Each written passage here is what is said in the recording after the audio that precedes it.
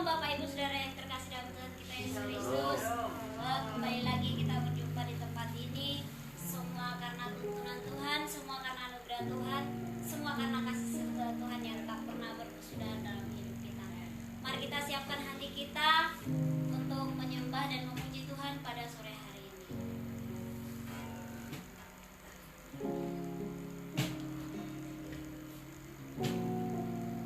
Kami mau menyembah Tuhan pada sore hari ini.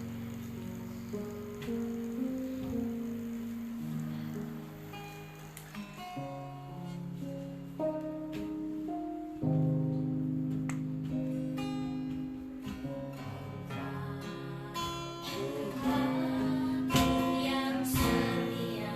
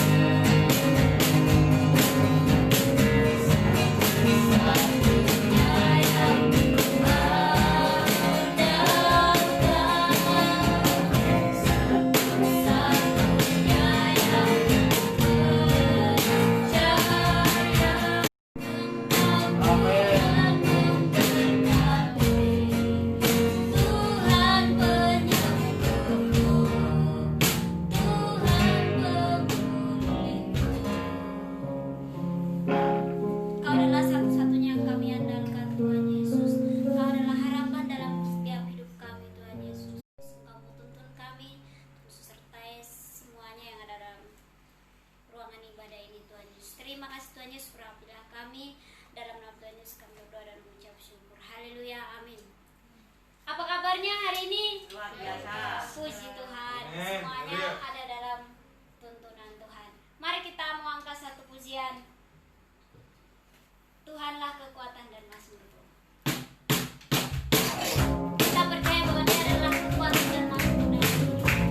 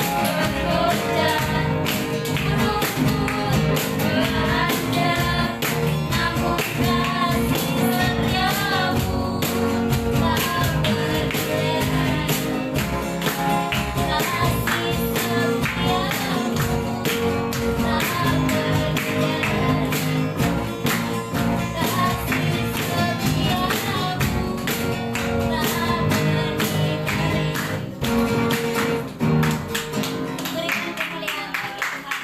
Puji Tuhan, kasih setia Tuhan tak pernah berakhir dalam hidup kita. Kita akan berikan korban persembahan. Kita angkat satu pujian, Tuhanku Maha Besar. Raja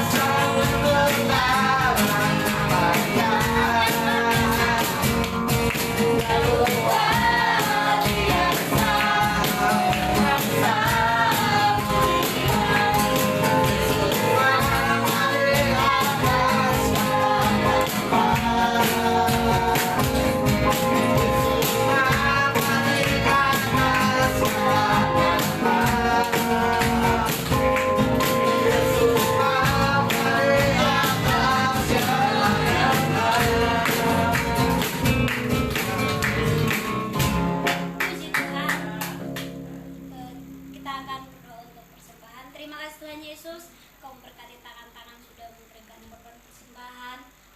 Kiranya Engkau yang membalasnya, Engkau yang mau membalasnya mendapat kali ganda. Terima kasih Tuhan Yesus. Kami berdoa dan mengucap syukur. Haleluya, amin. Kita akan siapkan hati kita untuk menerima kebenaran firman Tuhan pada sore hari ini. Mari kita angkat satu pujian untuk sebuah hati.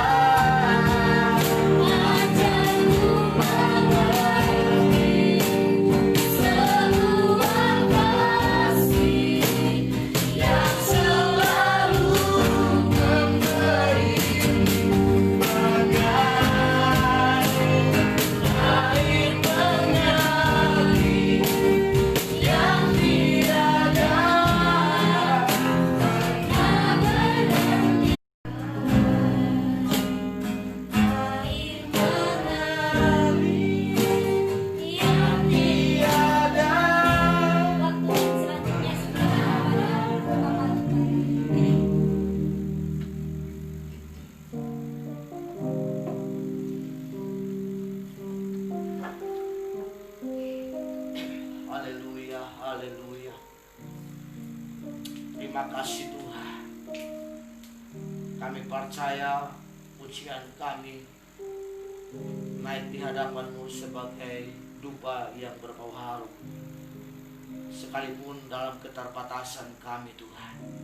Terima kasih Tuhan. Kami percaya biarlah kami bukan hanya sekedar bisa menyanyi Tuhan, tetapi biarlah kami mengerti setiap makna dari setiap pujian yang kami naikkan ya Bapa. Terima kasih Tuhan. Kami siapkan hati kami menerima firman Allah dalam nama Yesus. Haleluya. Amin. Ya puji Tuhan. Shalom Bapak Ibu Saudara terkasih dalam Tuhan. Salam sejahtera bagi kita semua.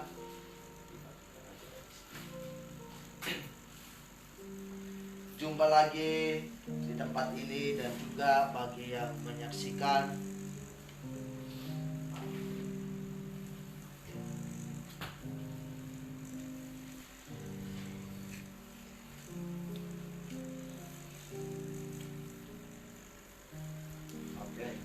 Bagi yang menyaksikan dari rumah, tetap bersyukur karena Tuhan bersama dengan saya dan saudara. Bapak Ibu Saudara terkasih dalam Tuhan, minggu lalu adalah khotbah saya tentang bagaimana Allah tidak pernah meninggalkan umatnya, atau dengan kata lain, Allah beserta dengan umatnya, Allah beserta dengan kita. Pada malam hari ini kembali saya rindu kita membaca ayat-ayat pembuka terlebih dahulu. Nanti baru saya menyampaikan beberapa hal yang berkaitan dengan kehidupan kita di hari-hari ini. Bagaimana sikap hidup kita di tengah-tengah situasi dunia yang secara lahiriah kita tidak sanggup untuk menjalani.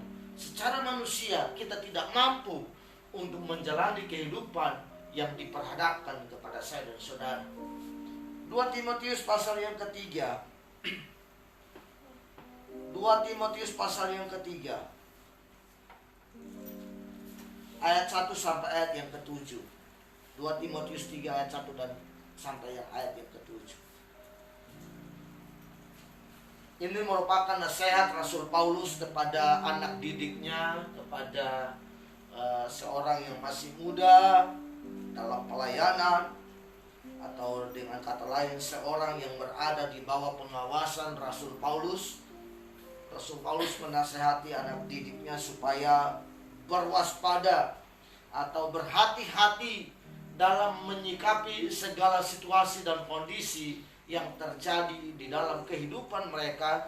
Bahkan Rasul Paulus menasehati anak didiknya yaitu Timotius untuk selalu mengingat, mengetahui situasi dan kondisi yang terjadi di hari-hari terakhir. 2 Timotius.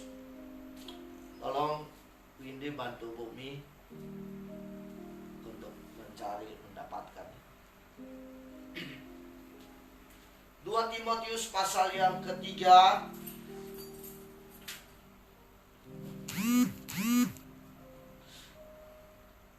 Pujiannya kurang lama sebenarnya. Jadi saya harap usahakan setiap kali pujian minimal 30 menit atau 35 menit. Kalau jam saya masih kurang dari 5 menit, masih kurang 5 menit. Kalau nggak tahu kan masih kurang 2 menit yang atas ya. Jadi usahakan, mari persiapkan diri 30 menit itu maksimalkan dengan baik supaya tidak terkesan kita keburu-buru dalam beribadah. Saya tidak menyalahkan siapapun, tetapi mari kita belajar untuk maksimalkan pelayanan yang Tuhan percayakan kepada kita. Oke, 2 Timotius pasal yang ketiga ayat 1 sampai ayat yang ke-7. Dikatakan di sana, Lembaga Alkitab Indonesia memberikan kita, menolong kita untuk atau membantu kita untuk dapat mengerti setiap ayat yang tertulis dalam perikop ini. Kalau dalam pasal ini dibagi dalam 2 perikop Bapak Ibu Saudara, tapi saya mau membaca ayat yang 1 sampai ayat yang ke-7. Di situ dikatakan begini, keadaan manusia pada akhir zaman. Keadaan manusia atau situasi kondisi manusia di saat-saat hari-hari terakhir, di masa-masa yang dimana adalah merupakan masa-masa yang terakhir. Dalam 2 Timotius 3 ayat 1 dimulai, ketahuilah bahwa pada hari-hari terakhir akan datang masa yang sukar. Manusia akan mencintai dirinya sendiri dan menjadi hamba uang. Mereka akan membual dan menyombongkan diri. Mereka akan menjadi pemfitnah. Mereka akan memberontak terhadap orang tua dan tidak tahu berterima kasih. Tidak memperdulikan agama. Tidak tahu mengasihi. Tidak mau berdamai. Suka menjelekan orang. Tidak dapat mengekang diri. Garang. Tidak suka yang baik. Suka mengkhianat. Tidak berpikir panjang. Berlagak tahu. Lebih menuruti hawa nafsu daripada menuruti Allah. Secara lahiriah mereka menjalankan ibadah mereka, tetapi pada hakikatnya mereka memungkiri kekuatannya. Jauhilah mereka itu, sebab di antara mereka terdapat orang-orang yang menyelundup ke rumah orang lain dan menjerat perempuan-perempuan lemah yang syarat dengan dosa dan dikuasai oleh berbagai-bagai nafsu, yang walaupun selalu ingin diajar namun tidak pernah dapat mengenal kebenaran. Siapakah perempuan-perempuan lemah yang syarat dengan dosa? Ini ditujukan kepada orang-orang yang lemah, orang-orang yang tidak mau tahu tentang kebenaran. Dari ayat-ayat ini Bapak Ibu Saudara, ini sebagai pembuka saja. Jadi ini adalah kondisi situasi manusia di hari-hari terakhir atau di akhir zaman. Di zaman akhir dan di penghujung akhir zaman ini. Kalau bicara tentang akhir zaman itu sebenarnya adalah dimulai dari dicurahkannya Roh Kudus sampai hari ini adalah disebut dengan akhir zaman. Jadi akhir zaman itu bukan bicara tentang kiamat yang akan datang, tapi kita sudah berada di akhir zaman dan juga berada di penghujung atau di hari-hari yang paling akhir dari akhir zaman. Nah, Bapak Ibu bahwa tidak mampu mengekang diri. Di negara banyak orang tidak mau tahu tentang ajaran kebenaran. Tidak mau, istilahnya sukanya hanya menjelek-jelekan orang lain. Mengkhianat. Saudara, ini yang terjadi di hari-hari ini. Bahkan saya dengar seorang hamba Tuhan berkata begini, banyak orang bagaimana supaya memuaskan keinginan mereka tanpa memperdulikan yang namanya hal rohani dalam hidup mereka. Dan ini yang dituliskan dalam ayat-ayat ini Bapak Ibu Saudara. Situasi dan kondisi ini diperhadapkan kepada saudara dan saya sebagai anak-anak Tuhan. Dan jangan sampai saudara dan saya termasuk di dalam daftar-daftar yang dituliskan dalam ayat-ayat ini.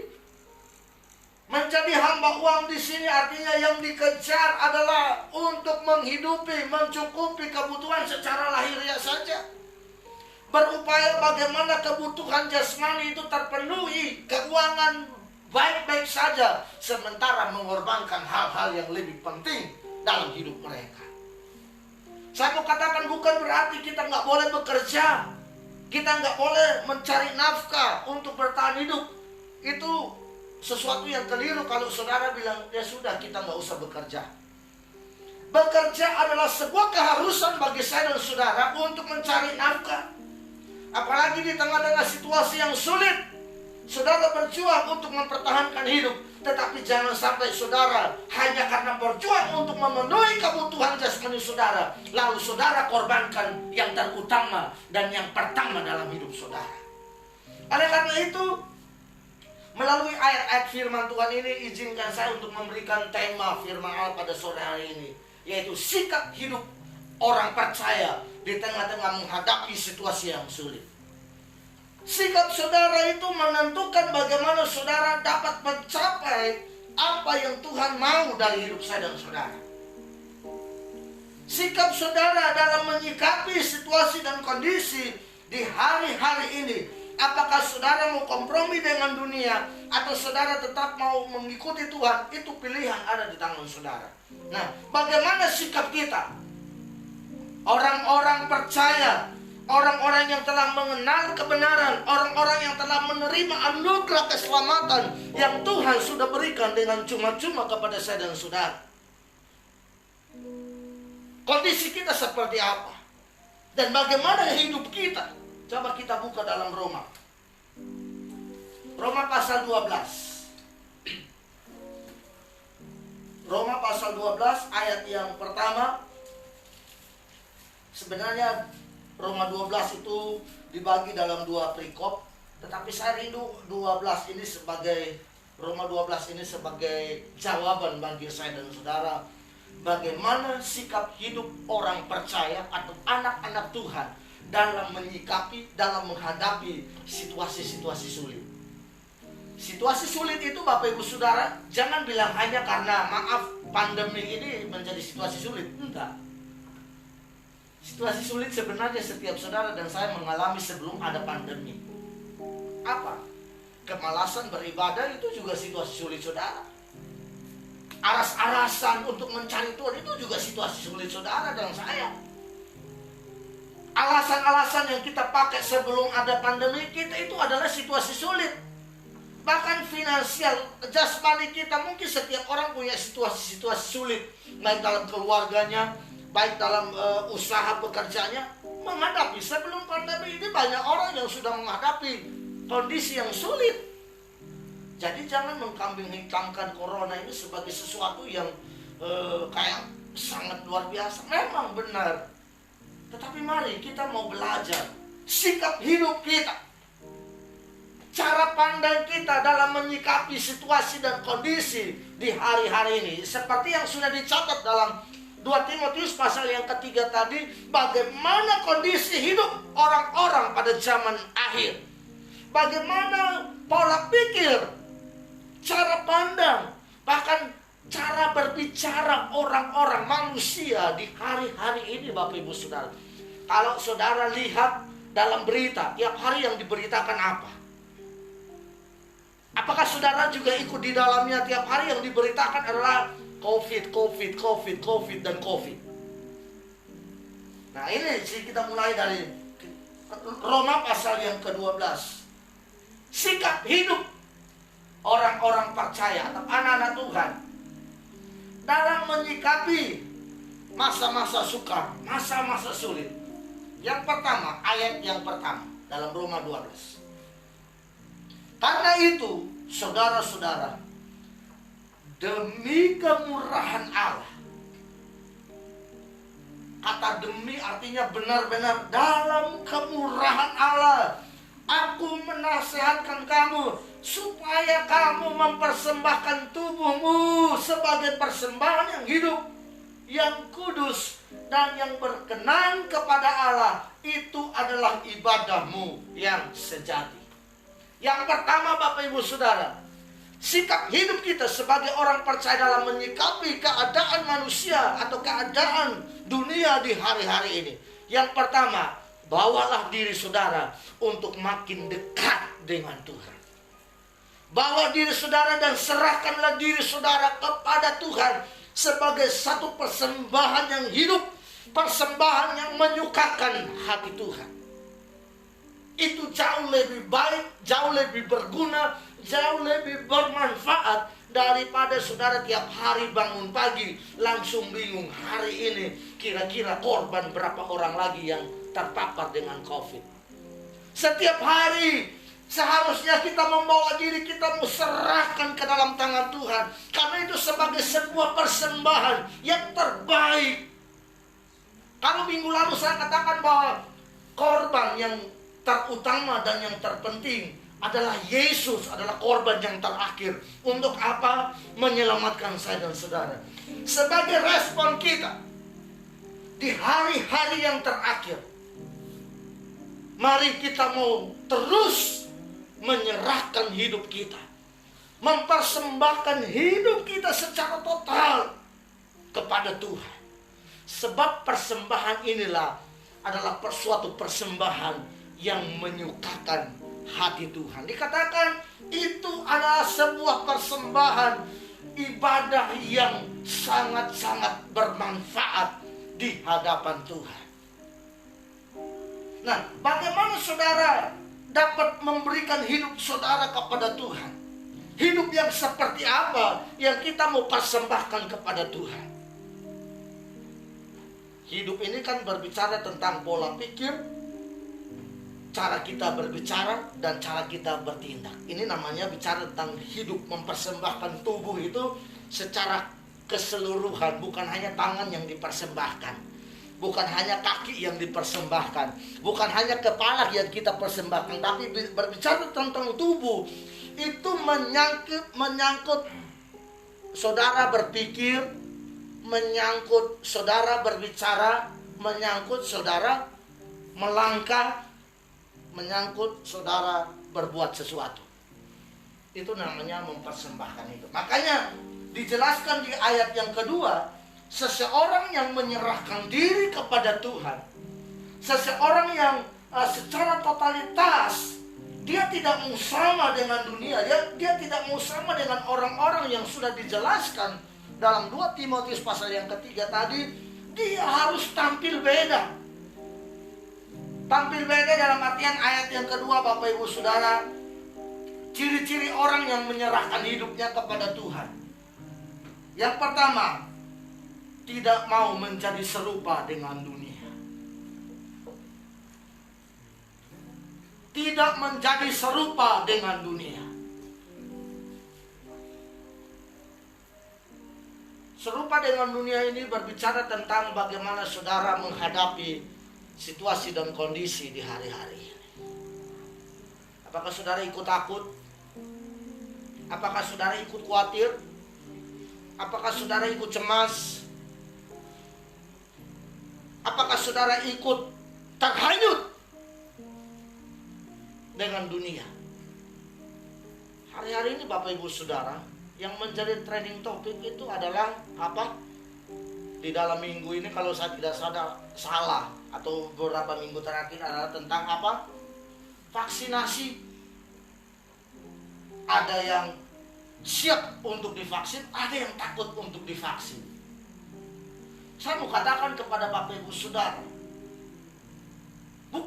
bukan bicara tentang boleh tidaknya vaksinasi, tetapi bagaimana saudara memiliki pola pikir. Bagaimana cara hidup saudara setiap hari? Apakah menjadi sama dengan dunia? Gaya hidup saudara apakah sama dengan dunia? Yang saudara pikirkan tiap hari apakah cuma vaksinasi? Atau bagaimana caranya kita meningkatkan kualitas hidup kita untuk semakin berkenan kepada Tuhan? Itu jauh lebih baik, jauh lebih berguna daripada vaksin atau tidak vaksin.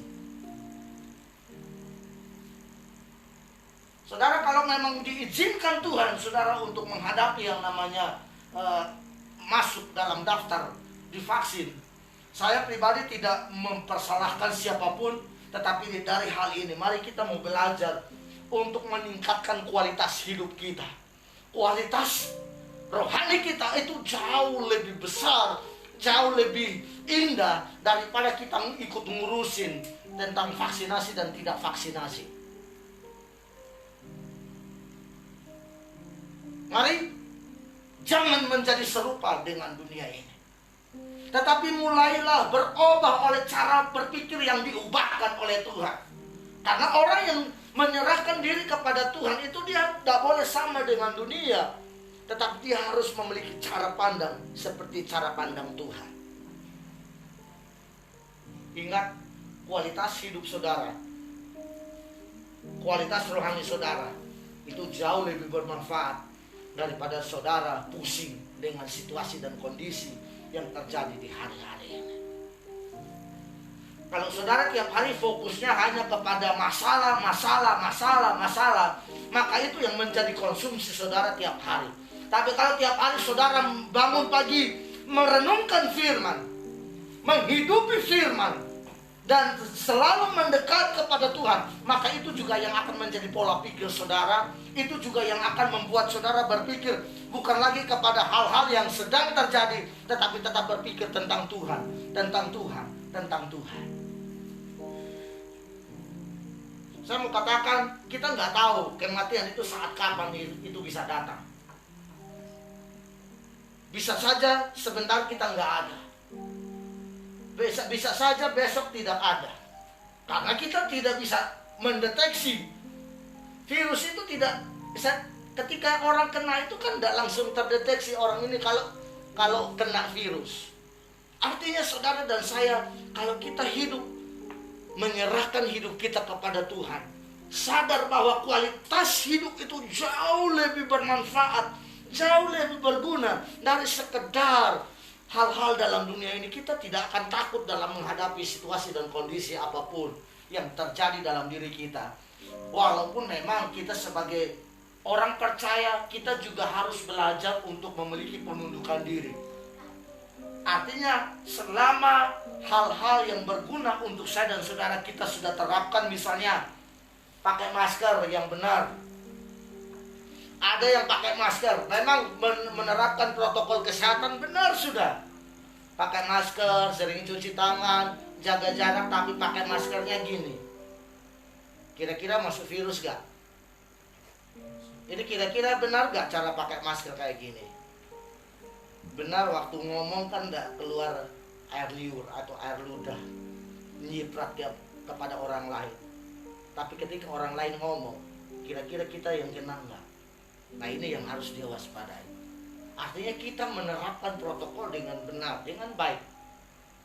Tapi yang terpenting di sini, mari ayat yang kedua dalam Roma pasal 12. Jangan menjadi sama dengan dunia. Kalau dunia memberontak terhadap pemerintah, dunia memberontak terhadap pemimpin, anak-anak Tuhan sadar bahwa pemimpin itu adalah pilihan Tuhan.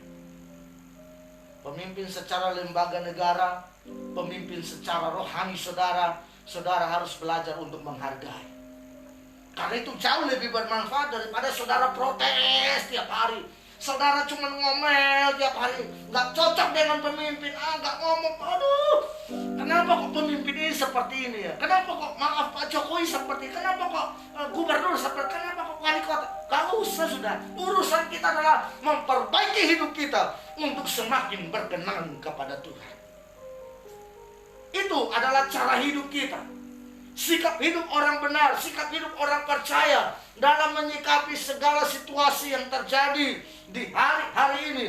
Di saat banyak orang kehilangan kasih, di saat banyak orang telah kehilangan sesuatu yang mungkin yang terbaik dalam hidup mereka, Tuhan mau kita menjadi pribadi-pribadi yang tampil beda, memberikan hidup kita secara total kepada Tuhan. Dengan cara apa? Pola pikir kita dirubah, cara berbicara kita juga dirubah, cara tindakan kita juga harus diubah.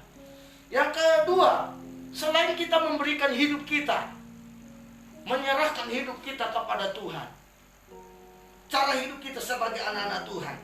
Di ayat yang ke-9 Bapak Ibu Saudara, di ayat yang ke-9 dan ayat yang ke-10 dalam Roma pasal 12,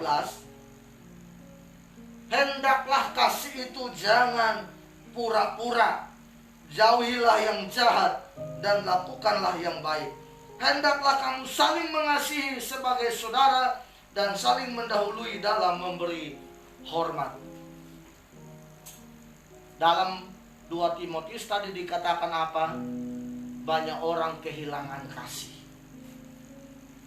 Kasih kepada orang tua kehilangan.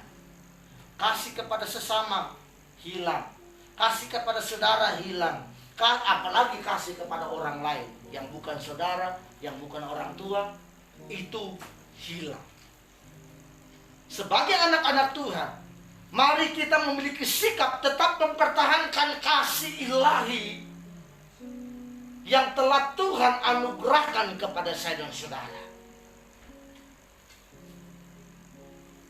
Kasih ini bukan kasih yang saudara dan saya itu lakukan, tentunya kasih yang dari Tuhan.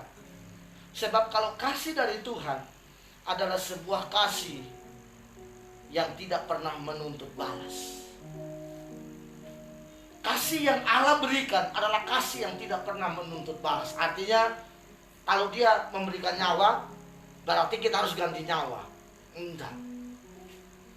Kalau dunia memberi atau mengasihi, Ketika orang itu yang dikasihi tidak membalas balik kasihnya, apa respon manusia pada umumnya? Saudara, responnya gimana? Ketika saudara sudah mengasihi seseorang, tapi orang itu tidak mengasihi saudara, responnya gimana? Sakit hati enggak? Kecewa enggak? Nah, ini yang harus kita mulai. Cara berpikir kita, cara bertindak kita, itu harus berbeda dengan dunia atau orang-orang yang menuntut balas dari setiap apa yang kita lakukan. Tuhan mau kasih kita ya kalau namanya mengasihi. Jangan pura-pura. Pura-pura itu artinya di depan, misalnya saya contoh di depan Pak Puji itu, saya ngomong, Pak, aku mengasihi Bapak. Aku mengasihi Bapak karena Bapak mengasihi. Bukan. Tetapi mengasihi seseorang itu, sekalipun tidak berbalas kasih itu kepada kita, tetap mengasihi. Amin. Tetap mengasihi. Itu namanya sikap hidup anak Tuhan di akhir zaman. Dan mudah enggak? Kira-kira mudah enggak? Enggak mudah. Kalau enggak Roh Kudus bekerja dalam diri saudara. Mengasihi orang yang menyakiti kita. Anak-anak muda, ada yang punya mantan. Ini buat anak-anak muda ya. Tetap mengasihi mantan saudara sebagaimana Tuhan mengasihi saudara. Maka saudara akan menerima yang terbaik yang sebenarnya Tuhan sudah sediakan, jauh lebih baik dari orang ini. Ampuni kalau dia pernah menyakiti saudara. Atau kalau saudara sebagai orang tua mengasihi anak-anak, gak harus menuntut ada balasan dari anak-anak. Percayalah, Tuhan yang akan memperlihatkan yang terbaik dalam diri saudara. Karena sikap kita harus berbeda. Kalau dunia berkata mengasihi, ia mengasihi, tapi ketika orang itu menyakiti, kita udah tidak mengasihinya lagi. Tetapi kasih Kristus dikatakan dia mengasihi saudara pada saat saudara masih berdosa. Saudara dikasihi Tuhan bukan pada saat saudara masih baik-baik saja, bukan saat saudara hidup dalam benar, tetapi pada saat saudara dan saya masih berdosa. Dia menyatakan, menunjukkan kasihnya kepada saya dan saudara. Oleh karena itu, dua sikap hidup orang percaya di akhir zaman ini sangat penting. Bawa diri saudara, serahkan pada Tuhan secara totalitas, persembahkan hidupmu, sebab itulah yang persembahan yang terbaik. Selain persembahan Yesus atau korban Yesus yang dikorbankan kepada saya dan saudara adalah korban yang final, persembahan yang final, dan tidak ada lagi persembahan yang dapat menyelamatkan saya dan saudara. Tetapi saudara dan saya, respon kita terhadap persembahan yang telah dipersembahkan oleh Bapa kepada saya dan saudara, kita juga harus menyerahkan hidup kita secara total untuk merespon keselamatan yang Tuhan telah berikan kepada saya dan saudara, yaitu mempersembahkan hidup kita, memuliakan Tuhan lewat hidup kita. Dan ingat, kasih itu jangan pura-pura. Mengasihi Tuhan jangan setengah-setengah. Jangan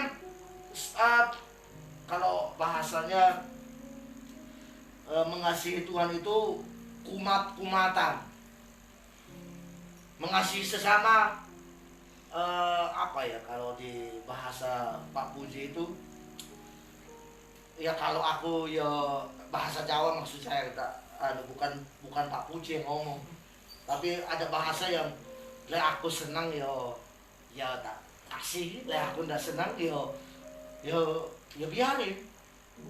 Nah, ini bukan kasih Bapak Ibu Saudara. Nah, kalau dia api ambil aku ya tak kasih. Nah, dia tak api sama aku ya sudah. Mari, bukan cuma saudara, tapi ini kita diingatkan sama-sama. Dan ini yang saya mau terus tingkatkan dalam diri saya. Bukan berarti saya sudah sempurna Bapak Ibu Saudara, tapi ini yang saya mau tingkatkan dalam diri saya. Saya mencoba untuk terus meningkatkannya dalam hidup saya. Saya manusia biasa Bapak Ibu Saudara, ada kegagalan. Tetapi ini yang saya terus kembangkan dalam diri saya. Orang boleh menyakiti saya, orang boleh mungkin mengkhianat kepada saya, orang boleh mungkin bisa mengata-ngatai saya apa aja terserah. Tetapi hati saya tetap mau belajar, terus belajar. Bukan berarti tidak pernah melakukan. Saya terus belajar Bapak Ibu Saudara. Dan bukan berarti saya sempurna. Kesempurnaan itu milik Allah SWT atau punya Tuhan, pemilik segala-galanya. Tetapi setidaknya kita mau belajar untuk menjadi serupa dengan Kristus. Menjadi serupa dengan Kristus dalam karakter yang pertama ini. Kasih harus melekat dalam diri kita. Kasih bukan sekedar ngomong. Kasih bukan sekedar kita diperhadapkan dengan hal-hal yang enak. Kalau Pak Puji baik sama saya, ya tak kasih. Kalau Bu Mi baik sama saya kasih. Kalau anak-anak muda baik sama saya, sebenarnya kasih itu bukan kasih Tuhan. Itu kasih manusia Bapak Ibu Saudara. Oleh karena itu, mari minta kasih Tuhan. Minta kasih Tuhan. Karena saudara berhadapan dengan situasi akhir zaman. Saudara berhadapan dengan situasi yang tadi sudah dituliskan oleh Paulus dalam 2 Timotius 3 Bapak Ibu Saudara. Ada anak yang memberontak terhadap orang tua. Ada orang yang wis diapi saya tetap bangkit melawan. Wis tak peduli terhadap agama. Makanya saya nulis gini Bapak Ibu Saudara. Makanan yang saudara makan setiap hari, mungkin saudara baca di status-status saya ya. Makanan yang saudara makan setiap hari itu menentukan kesehatan saudara. Menentukan kesehatan saudara. Demikian juga makanan rohani yang saudara makan setiap hari, itu juga menentukan kesehatan rohani saudara. Kalau saudara makan tiap hari bukan kebenaran, tetapi adalah kebenaran yang bukan berasal dari Tuhan, itu juga akan membawa saudara hidup dalam kebenaran yang bukan berasal dari Tuhan. Tapi kalau saudara tiap hari renungkan firman Tuhan yang tertulis, maka saudara akan hidup dari kebenaran. Minggu lalu saya sampaikan firman Tuhan di gereja besar di Ambulu. Saya katakan bahwa manusia, atau Alkitab mencatat bahwa manusia hidup bukan dari makanan secara lahiriah saja atau roti saja, tetapi hidup dari setiap perkataan firman yang keluar dari mulut Allah. Oleh karena itu, mari Bapak Ibu Saudara dan saya, kita menyikapi situasi dan kondisi yang terjadi hari-hari ini. Bukan berarti kita hanyut, ikut, terpengaruh, terkontaminasi dengan dunia ini, tetapi kita tampil beda, yaitu makin mendekatkan diri kita kepada Tuhan dan semakin meningkatkan kualitas kasih kita, baik kepada Tuhan dan juga kepada sesama. Kiranya kebenaran firman Tuhan malam hari ini menjadi kekuatan bagi saya dan saudara. Dua hal ini sebagai sikap hidup kita. Bawa diri saudara, serahkan pada Yesus, dan milikilah kualitas kasih. Kualitas kasih, bukan kualitas dari manusia, tapi kualitas seperti yang Tuhan telah nyatakan kepada saya dan saudara. Mari saya dan kita bangkit berdiri.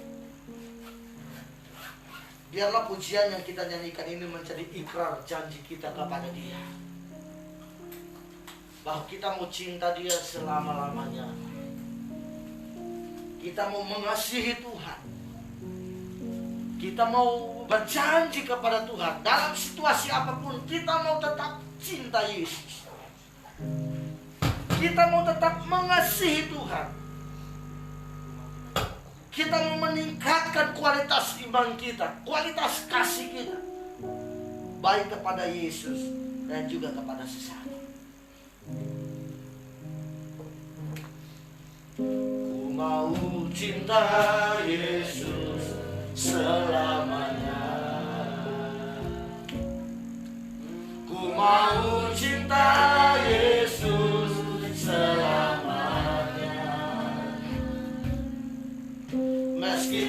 badai silih berganti dalam hidupku. Ku tetap cinta Yesus selamanya. Ku mau cinta Yesus selamanya. Ku mau cinta Yesus selamanya. Ku mau cinta Yesus selamanya. Meskipun badai silih berganti dalam hidupku, ku tetap cinta Yesus selamanya. Ya Allah, haleluya, haleluya, amin. Layakkanlah seluruh hidupku. Ya Allah, ini aku anakmu, pakailah sesuai dengan rencanamu. Ibu Gembala berdoa buat firman Tuhan yang telah kita dengar malam hari ini. Bapak, kami mengucap syukur buat Haleluya. kebenaran firman-Mu pada malam hari ini Tuhan, yang meneguhkan kami Tuhan. Apakah kami masih mengejar hal-hal duniawi dalam hidup kami, atau kami mengutamakan Tuhan di dalam setiap kehidupan kami ya Tuhan. Tuhan Yesus, biarlah kami menjadi anak-anak Tuhan yang selalu kuat di dalam Tuhan, yang selalu berpikir tentang kebenaran firman Tuhan di dalam setiap kehidupan kami Tuhan, membuka pikiran kami bahwa hidup kami hanya untuk Kristus ya Bapa. Dan ketika kami berjalan bersama dengan Kristus dan kami melakukan semua kebenaran firman-Mu Tuhan, kami percaya Tuhan, hidup kami ada dalam cover-Nya Tuhan, hidup kami ada dalam naungan Tuhan. Biarlah kami terus mengkonsumsi makanan-makanan yang sehat Tuhan, makanan-makanan rohani yang benar-benar berkenan kepada Engkau Tuhan, sehingga kami tidak keluar dari firman-Mu ya Bapa. Terima kasih Tuhan Yesus, terima kasih Bapa. Ajar kami Tuhan juga untuk mengutamakan Tuhan di dalam setiap kehidupan kami, mengundang Engkau hadir di dalam setiap aspek kehidupan kami, rutinitas kami, bahkan apapun yang kami lakukan Tuhan, kami mau mengundang Engkau dulu Tuhan, dan Engkau yang turut campur dalam acara setiap apa yang kami lakukan ya Bapak. Terima kasih Tuhan, kami percaya kami ada dalam cover-Nya Tuhan, kami ada dalam tangannya Tuhan, dan kami ada dalam rencana-Mu Tuhan. Terima kasih Bapak, berkati hamba-Mu yang sudah memberitakan kebenaran firman-Mu, biarlah Engkau pakai dia lebih hari lebih heran lagi ya Bapak. Kami semua yang mendengarkan kebenaran firman-Mu Tuhan, kami sudah diberkati, bahkan kami boleh diteguhkan oleh kebenaran firman-Mu Tuhan Yesus. Terima kasih Bapa, di dalam nama Tuhan Yesus kami berdoa. Haleluya. Kami teringat untuk bangsa negara kami ini Tuhan. Banyak masalah yang dihadapi oleh bangsa kami. Bencana alam, banjir bandang, longsor, gempa bumi, gunung meletus, dan bahkan situasi dari tahun 2020 sampai sekarang yang belum surut Tuhan. Tetapi kami percaya kami punya Tuhan yang besar. Amin. Allah yang besar. Allah yang luar biasa.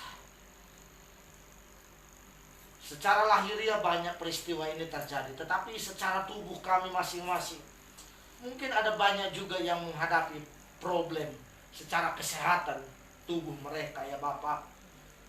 Ada berupaya melawan sakit penyakit yang sampai hari ini juga belum kunjung-kunjung sembuh. Kami berdoa, secara fisik yang kelihatan adalah bencana alam, wabah terjadi di mana-mana.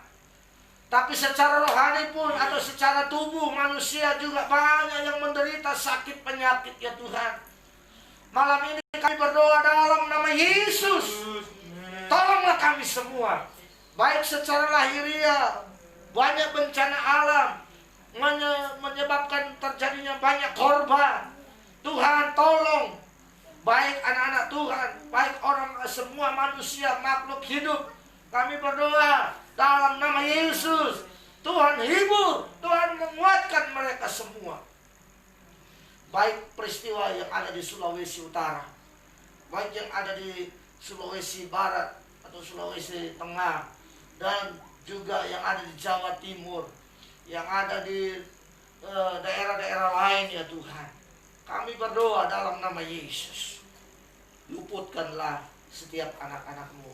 Dan juga mungkin dalam pergumulan-pergumulan anak-anak Tuhan yang sedang menghadapi tantangan, mungkin secara fisik mereka lemah karena ada penyakit yang harus mereka lawan untuk bertahan hidup. Mari Tuhan, berdoa malam ini, nyatakanlah belas kasihan-Mu, nyatakanlah kuat kuasa-Mu, jamah dalam nama Yesus. Amin. Mujizat terjadi sehingga anak-anak-Mu, umat-umat-Mu mengalami pertolongan Tuhan. Kami berdoa juga Tuhan, biar Tuhan menolong kami secara rohani. Banyak orang mungkin secara fisik sehat, tetapi di hari-hari ini banyak juga yang terkena penyakit secara rohani. Mereka tidak mau tahu tentang kebenaran. Mereka tidak mau hidup dalam kebenaran. Hidup mementingkan diri sendiri, fokus hanya pada diri sendiri, tidak mau tahu tentang rohaninya. Kami mohon penyembuhan yang daripada Engkau ya Tuhan. Dalam nama Yesus, sembuhkanlah penyakit rohani ini. Sembuhkanlah, oh Tuhan, wabah yang membuat manusia menderita secara rohani ya Tuhan, yang terikat dengan dosa. Kami berdoa dalam nama Yesus, Tuhan lepaskan, sehingga mereka kembali pulih. Amin. Nama Tuhan dipermuliakan. Terima kasih Bapak, terutama umat-umat kepercayaan yang Tuhan percayakan. Kiranya Tuhan tolong mereka, baik dari anak-anak sekolah minggu, anak-anak muda, orang-orang tua. Tuhan terus menolong dan memberkati mereka. Amin. Pekerjaan Tuhan ini, Tuhan terus biarlah Engkau yang memperluaskan. Bagian kami adalah tetap melayani Tuhan, tetap memberitakan firman. Bagian Tuhan adalah terus menolong kami untuk pekerjaan Tuhan ini semakin berkembang untuk mempermuliakan nama. Terima kasih Bapa. Mari semua yang hadir, semua yang sedang menyaksikan, kita angkat tangan dan kita mau terima berkat daripada Tuhan. Sebagaimana saudara dari awal ibadah, pertengahan hingga akhirnya ini, Tuhan sudah menolong dan menyertai. Dan ketika kita beraktivitas, kita kembali, kiranya kita senantiasa semua ada dalam pertolongan Tuhan. Dan kiranya berkat daripada Bapa, kasih serta anugerah daripada Yesus, kekuatan, penghiburan, penyertaan Allah Roh Kudus, kiranya dicurahkannya atas hidup saudara-saudara, mulai malam hari ini, besok, bahkan sampai selama-lamanya. Terimalah segala berkat ini dalam satu nama Tuhan Yesus Kristus. Haleluya. Amin. Shalom, selamat malam. Tuhan Yesus memberkati. Tetap jaga kesehatan, jaga iman saudara, dan selalu bersemangat. Amin.